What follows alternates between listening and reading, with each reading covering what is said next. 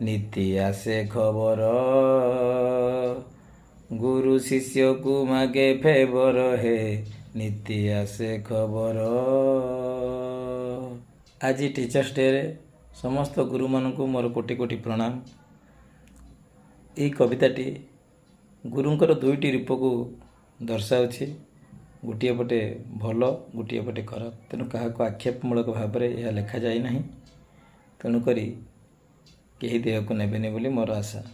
गुरु द्रोण पाई निज वृद्धांगुली शिष्य देइथिला काटी हे, गुरु द्रोण पाई निज वृद्धांगुली शिष्य देइथिला काटी हे, गुरु कथा मानी उपमन्यु हारी देइथिला निज दृष्टि हे, गुरु थिले सेमिति